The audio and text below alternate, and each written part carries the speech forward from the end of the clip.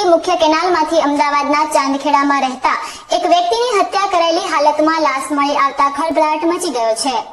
થરાદની મુખ્ય કેનાલમાંથી આજે સવારે એક અજાણ્યા પુરુષની લાશ મળી આવી હતી। પોલીસે તાત્કાલિક લાશને બહાર કાઢીને પોસ્ટમોર્ટમ પીએમ માટે સરકારી હોસ્પિટલમાં ખસેડી હતી।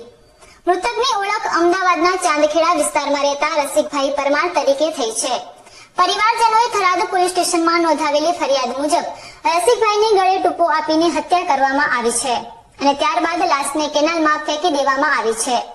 આ હત્યા પાછળનું કારણ પણ ગંભીર હોવાનું જણાય છે। મૃતક રસિકભાઈ પરમાર અમદાવાદ મ્યુનિસિપાલિટી કોર્પોરેશનના સ્લમ ડેવલપમેન્ટ યોજનાના મકાનોના કૌભાંડ મામલે અમદાવાદ મ્યુનિસિપાલિટી કલેક્ટર કાર્યાલય અને મુખ્યમંત્રી કાર્યાલય સુધી રજૂઆત કરી રહ્યા હતા।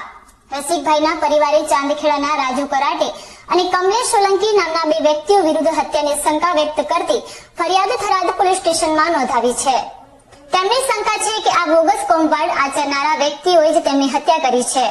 થરાદ પોલીસે ફરિયાદ નોંધીને હત્યાનો ગુનો દાખલ કર્યો છે અને આ મામલે વધુ તપાસ હાથ ધરી છે।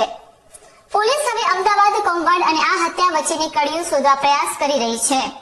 આ ખરેખર ખૂબ જ ગંભીર બનાવ છે। પોલીસ આ મામલે કૌભાંડના આરોપીઓ અને હત્યાના આરોપીઓ વચ્ચે શું સંબંધ છે તેની તપાસ કરી